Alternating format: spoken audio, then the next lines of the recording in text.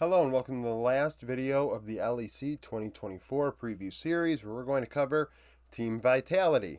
A squad that I honestly think going into the year is one of the more exciting ones. That sounds a lot like last year, doesn't it? But after doing this video, like prepping the stats, I'm like, there is a lot of potential for fun on this roster.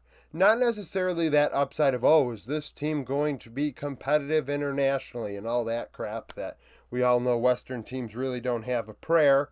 But it seems like it can be a fun team and offer some possibility for international competitiveness. And I'll get into that. So the last 3 years, 13 and 23 in 2021, 18 and 18 in 2022, and then last year 14 and 13. They would win winter split going 7 and 2, and as you can tell, go 7 and 11 the last two, going 1 and 8 in the final split. Just completely imploded. The team was a disaster. All 5 players having ego problems, and nobody really, well, I'd argue even Photon, the one they kept. Actually, yeah, Photon I don't think had an ego problem. The others, ego. So they dropped Bo, Perks, Upset, and Kaiser. They bring in Vethio, Karzi, Hillisung. So we have 3 additions that are pretty damn good. So go with Photon and Douglas. The average age of this roster going into this year is 22 years old on the dot. Photon in top lane is 22 years old going into his sophomore season. I thought he was the most consistent player on Vitality last year. There were many games, especially in that middle spring split, where Vitality seemed to be just like it was. I've used this reference a couple times in this preview series, but he's the meme where you're sitting in the house around you is burning as you're sitting at the table. Like that was Photon, in my personal opinion. A rookie I do not expect. I don't know. I thought Photon did really well given the circumstances. 45 games played, 2.9 KDA, 8.2 CS per minute, 59.3 KP. So solid CS and was active with the team. 22.1 gold share, 531 damage per minute, 23.1 damage share. At 15 minutes on average against LEC tops, up 255 gold, 5 CS, 95 XP. 17 solo kills and 18 champions played. Wide champion pool for Photon, and you're going to find that this team probably has the widest champion pool out of anybody going into this season. I mean, G2, I guess, is the exception to that. So Vitality goes second to G2 in that regard. Gwen, Renekton, Jax accounting for 40% of the games. All 5 players on this roster, their most played represent anywhere from 40 to like 45% of their games. Nobody, I believe, in this series thus far, between the LPL and LEC, I can say that about. Personally, I think Photon might be the best European top laner. Well, sorry, best top laner in the LEC, given that he's an import. Nako is the backup. He didn't play at all last year, 18 years old, played in Turkey in 2022 at 17 years old. So really, what can we say? I mean, he was a kid at that point. He's still a kid now, and no games to go off of last year. Speaking of kids, we have Douglas, 18 years old. And I'm including all of his stats, so LFL and the 3 games with Vitality's main roster last year. But Douglas was a prospect that I identified as one of the better ones in Europe. And I'm happy to see him get an opportunity because I think he's excellent. And when you really think about it, too, actually, I'll talk about it when I get there. So, 47 games played, 3.4 KDA, 5.9 CS per minute, 74.4 KP. His team fought around him. He was involved 3 out of every 4 kills and still had high CS given the meta. We do not have many players that we can say had a 5.96 CS per minute last year with such a high KP. 19.9 gold share, 351 damage per minute, which was over 16% of damage. And then we get into the splits. At 15 minutes, he was dominant. I had 140 gold, 9 CS, 320 XP. And when I include the 3 Vitality games in the LEC, he was gapping his opponents in the first 15 minutes even more than that. He was ahead, I think, 11.3 CS across those 3 games. just gapping who he was up against. And that's big, in my opinion. 3 solo kills, 17 champions played as well. And to have these stats with that many champions at his age is quite shocking. Viego, Maokai, Wukong account for 49%. So I should have already, that 40 to 45% is bogus. Below 50%. So 49% between those 3 champions. Self-made as the backup at 24 years old. No numbers to go off of last year. Obviously, Self-made is a known player, a very good player. Probably, is LEC worthy? I don't think that's probably. He should be in the LEC. The fact that he isn't is just so mind-boggling. What's gone on with his career the last couple of years is a shame. His career's kind of been just completely ruined when he's definitely an LEC level jungler. He's a very good carry-oriented player. In mid lane, we have Vethio, 21 years old. Hard carry mid laner. Honestly, there is no Western mid as hard of a carry as Vethio. I believe he is the best carry-oriented mid. He's better than Caps in that respect. Caps obviously has a wider array of looks to him and styles that he can play. But in terms of if I'm getting a player fed and I want to see him do work, Vethio is the guy. 35 games played, 3.5 KDA, 9.3 CS per minute, 70.6 KP last year, 24.4 gold share. There are many 80 carries that don't even have that high of a gold share. That just goes to show you how 1v9 he was. 607 damage per minute, 27.9% of damage, so return on investment. But on average, down 90 gold, 1 CS, up 5 XP at 15 minutes. What does that say? Laning-wise, he's not getting ahead.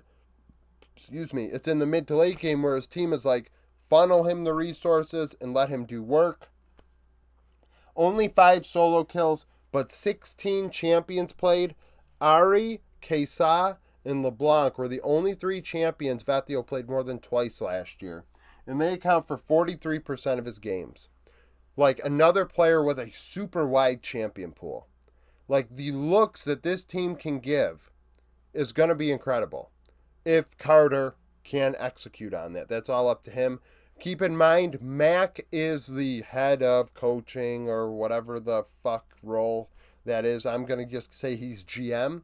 Former Mad Lions coach. Mad Lions, in my opinion, second best org behind G2 over the last 4 years in the LEC. Consistently going to international events. Yes, Mad Lions are the only major region team not to get out of play-ins and did it twice. But the fact is they get there. They're very good domestically. And I expect, honestly, similar results out of this team when it comes to domestic success. Sajak, 20 years old. 44 games played, 3.9 KDA, 8.7 CS per minute, 72.2 KP. Very good numbers out of a ERL mid. 22.6 gold share, 589 damage per minute, which is 28% of his team's damage, leading the way.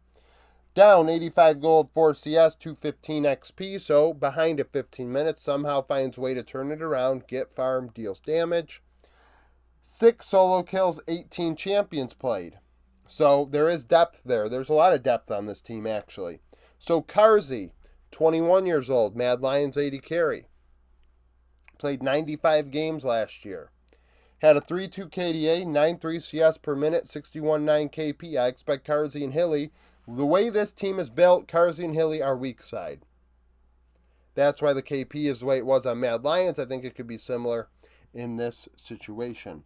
24.5 gold share, so just barely higher gold share than Vethio. Obviously separate situations. Karzi had 714 damage per minute last year, which is insane across 95 games. 30.8 damage share. But once again, another player that on average was behind at 15 minutes, 110 gold, and 35 XP. Still put up 14 solo kills though. 15 champions played. Zaya, Aphelios, and Varus, 42% of his games. A lot of people give Karzi crap, but after looking at it closer, he's still very young. And's done so much already. Like, his career is still, he's just entering his prime. Jopa behind him, 20 years old, another very good player. I'd argue that their ERL team's probably the best one we've looked at thus far that's under contract. Based on what KC's looks like, what it could be, they're going to be very good as well, but Vitality's is official, so we're going with who's official right now. 61 games played, 5.2 KDA, 9.9 CS per minute, 75.5 KP, 25.5 gold share.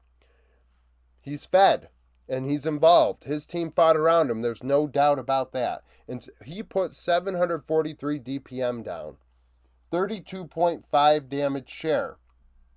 On average, up 175 gold, 5 CS, 240 XP. Played 17 champions at 80 carry, which is high, and had 5 solo kills. Another player with a super, like the internal scrims this team could have by mixing up compositions is truly mind-boggling if they wanted to go that route. Support is Hilly. Obviously, Hilly, 28 years old. Get your coin out and flip it. That's what you're going to get. In 95 games, he had a 2.2 KDA and a 63.4 KP. I mean, the guy is coin flip as coin flip can get. Somehow he gets to international events, and he does work there. Or, it's his face off. You never really know. Like I said, you flip a coin. 173 damage per minute, 2.85 damage share. Sorry, that's not true. 172 damage per minute, but 2.85 vision score per minute. That's very different. 7 regular wards every 5 minutes, a control ward every 3 minutes, with clear ward every 3 minutes. So that's pretty good. 20 champions played in 95 games. Nautilus, Rel, and without looking, Rakan. Yes. Rakan, Rel, Nautilus, 34% of his games. So another player with a wide champion pool. Hilly has played forever, so he should have a champion pool of that size. Stend, 22 years old, a player that I believe I've talked about before in my prospect videos, or at least maybe thought about it. Very good. Wouldn't shock me at all if he's the Vitality support of the future. 48 games played, 3.7 KDA, 76.6 KP, so 3 out of every 4 kills. 167 damage per minute. And his vision score is very good when you factor in he only played 1 Ashe and 1 Senna game out of 48 games. That's really good. 342. Placed almost 8 wards every 5 minutes. 2 control wards every 5 minutes, but cleared 2 wards every 5 minutes. So he's placing more down. He's clearing more. Vision score is much higher than Hilly's. A very good player, to say the least. 15 champions played. I mean, this team, I can't sing its praises enough. Like I said when this video started, if you skipped it because you can't sit through a 10-minute video but yet clicked on it, I don't understand that. But hey, I'm not, a special, whatever. So, it's going to be fun. If Carter can unlock this team, it's going to be fun. Over his career as a coach, he's 56-43 in regular season, but 9-29 in individual games in the playoffs, which is rough, to say the very least. So we'll see if he can unlock the potential with this roster. I think there is a ton of it, and it could be the most, it could honestly, outside of G2, if G2 does what it did last year, this roster could be the most fun when it comes to just random shit going out on the Rift and seeing if it hits. So thank you for watching this video. If you liked it, like it, subscribe to the channel for daily League of Legends content. Follow me on Twitter, join the Discord, become a YouTube supporter, and hope to see you again tomorrow.